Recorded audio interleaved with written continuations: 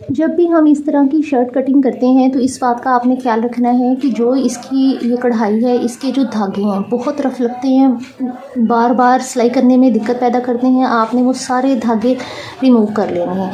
ये शर्ट की उल्टी साइड है और सिंगल है ये, यानी कि ये फ्रंट वाली साइड ही है। इसको मैंने प्रेस करके इसका सेंटर पॉइंट गले का करके इसको अच्छे से प्रेस किया है। सेकंड चीज़, मैंने इसके धागे वगैरह कटिंग की हैं। अब इसके बाद मैंने क्या किया है, इसके ऊपर ये जो रेडीमेड पैच लगा होता है, पैच को मैंने उतार के अलग कर लिया है, क्योंकि ये जो पैच है ये हमेशा शर्ट को एक साइड से लटका देता है, यानी कि शर्ट एक तरफ से इधर को हो जाती है या साइड से उधर को लटकना शुरू हो जाती है, तो बहुत बुरी लगती है। और इसी तरह से जब मैंने ये पैच अलग किया है तो आप देखें कि ये नीचे से इतना फ़र्क आ रहा है। ये नीचे से देखें शर्ट के पल्ले में फ़र्क आ रहा है, छोटा बड़ा हो रहा है, और यही छोटा बड़ा जो है वो एक तरफ जाने का बाइस बनेगा। तो इस वजह से मैंने ये पैच अलग कर लिया है। अब मैं इसकी सही तरीके से कटिंग करूँगी और पैच को डबल कपड़े के साथ अटैच करके दोबारा करूँगी। तो अब मैं आपको शर्ट की कटिंग जो बताने वाली हूँ, स्टेप बाय स्टेप आपने समझनी है और देखनी है। हर चीज़ का मैं आपको बताऊँगी कि तीरा इसको कहते हैं, तीरा इतना रखते हैं, तीरा इतना डाउन करते हैं।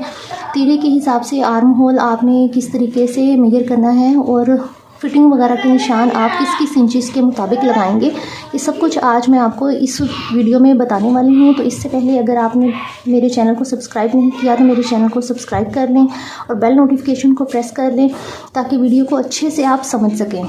क्या है इसका कमीज़ का, वो है 7.5 इंचज़ 4th फोल्ड में, और चेस्ट है 10 इंचज़, कमर है 9.5 इंचज़, हिप साइज़ है 11.5 इंचज़, ये डबल में है और ये 4th फोल्ड में है, घेरा है 12.5 इंचज़। तो इस हिसाब से मैं शर्ट कटिंग करना आपको बताऊंगी कि किस तरह से शर्ट कटिंग करते हैं, और बहुत ज़्यादा यूज़फुल टिप्स आपके साथ शेयर करूंगी। अब ये देखें, सबसे पहले ये ऊपर वाली जो साइड है इसको हम कटिंग करके बराबर कर लेंगे। ये देखें, बराबर करने का मैं निशान लगा लूँगी। अब ये निशान लगाने के बाद ये देखें, ये ऊपर वाली जो साइड है यहाँ पे हम तीरे की मेजरमेंट करते हैं। ये हमारा तीरा होता है, ये हमारा गला होता है, और यहाँ पे हम आर्म होल का निशान लगाते हैं। तो सबसे पहले मैं आपको यहाँ पर तीरे की मार्किंग करके दिखाऊंगी। अब तीरा हमारे पास है, तीरा होगा 14 इंच, तो उसमें हम 1 इंच बढ़ा के 15 इंच के ऊपर मार्किंग करेंगे। तो यहाँ पर ये देखिए 15 के हिसाब से 15 का हाफ़ किया है, तो 7.5 इंच के ऊपर मैंने इस तरह से तीरे का निशान लगाया है।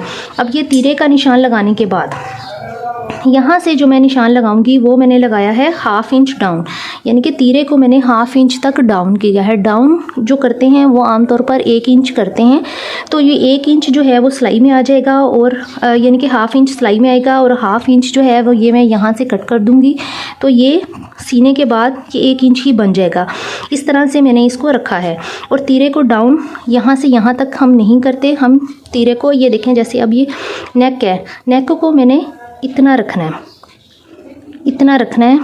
ये देखें, इसकी मेजरमेंट है 3 इंच, 3 इंच तक गहरा रखना है। तो यहाँ से यहाँ तक की जो मैं मार्किंग करूँगी वो मैं ऐसे करूँगी। तीरे को डाउन में इधर से इधर तक करूँगी, ये वाले निशान तक मैं तीरे को डाउन कर लूँगी। अब तीरे को डाउन में करने के बाद क्या करूँगी, ये देखें 7.5 इंच हम लोगों ने तीरा रखा था, तो हम 7.5 इंच ही फर्स्ट मार्क करेंगे यहाँ पर आर्म होल के लिए।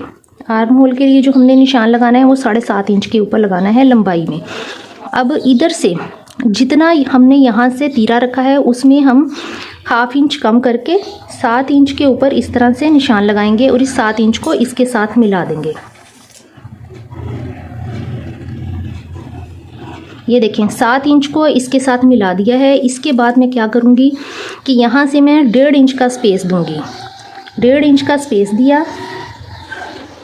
1.5 इंच का स्पेस जो है ये भी मैं ऊपर वाले 1/2 इंच का जो मैंने डाउन किया था उस निशान के साथ मिला दूँगी इस तरह से।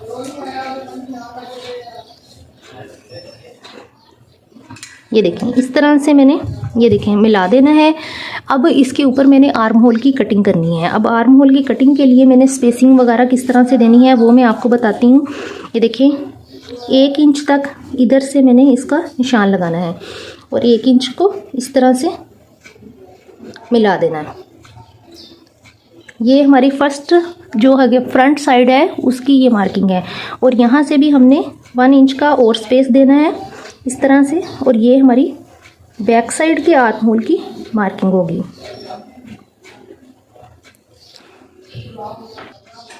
अब इसके बाद चेस्ट का हम साइज़ लेंगे।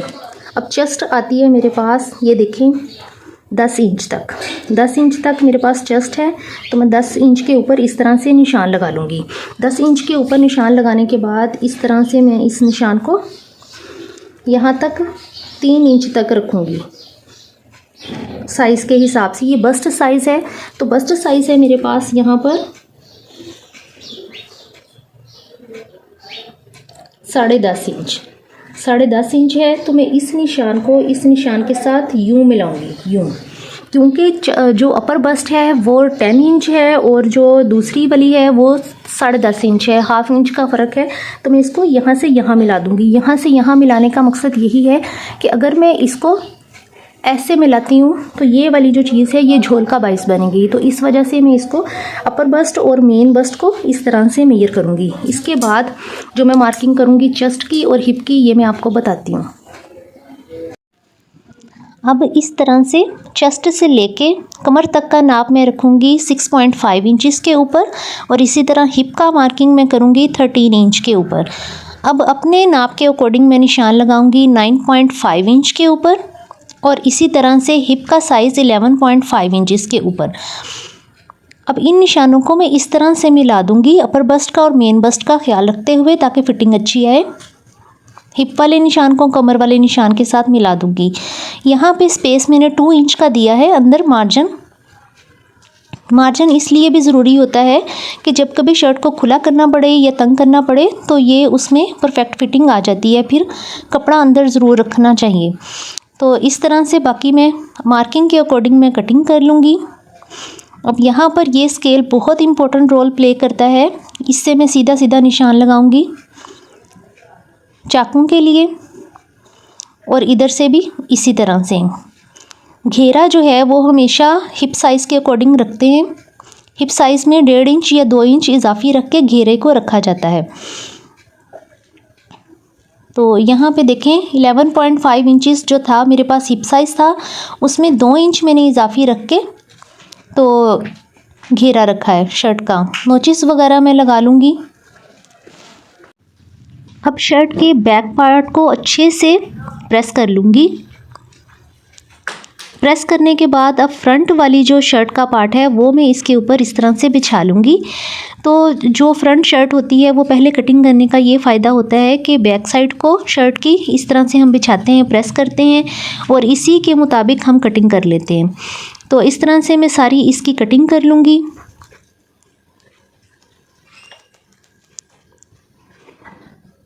तो नीचे से ये जो बैक साइड का पार्ट है ये थोड़ा बड़ा है क्योंकि फ्रंट वाले पे हमने पैच अटैच करना है।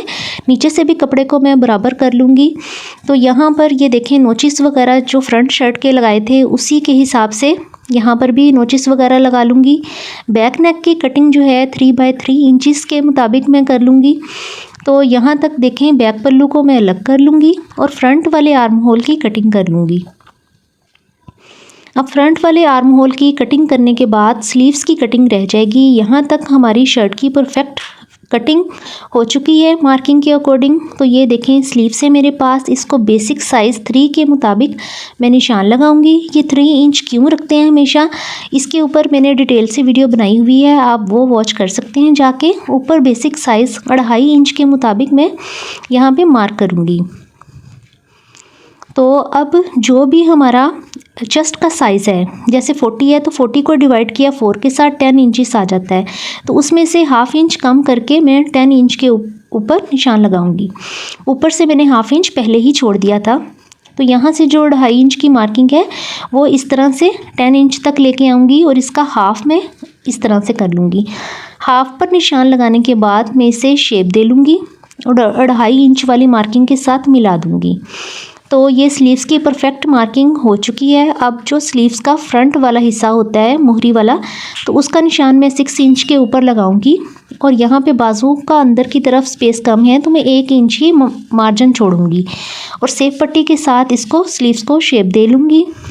अब इसकी मैं कटिंग कर लूँगी। अब कटिंग करने के बाद बाजू के आर्म होल की शेप देने के लिए यहाँ पे 1/2 इंच का मैं निशान लगाऊंगी और 1/2 इंच का निशान लगाने के बाद इसको मैं 10 इंच वाले निशान के साथ और ऊपर वाले 2.5 इंच के निशान के साथ मिला दूंगी। तो इस तरीके से हमेशा स्लीव्स की कटिंग करते हैं। बाजू की आर्म होल की कटिंग जब हम शर्ट के आर्म होल की कटिंग के हिसाब से करते हैं तो बिल्कुल परफेक्ट शेप आती है और कभी भी कपड़ा कम या ज़्यादा बाजुओं वगैरह में नहीं होता। आप भी इस तरीके से अपनी शर्ट की और स्लीव्स की कटिंग करें और इन टिप्स का और ट्रिक्स का ख्याल रखें जो मैंने अपनी वीडियो में शेयर की हैं आपके साथ, बहुत इंपॉर्टेंट है। आपको वीडियो कैसी लगी कमेंट सेक्शन में ज़रूर बताएँ। अल्लाह हाफिज़।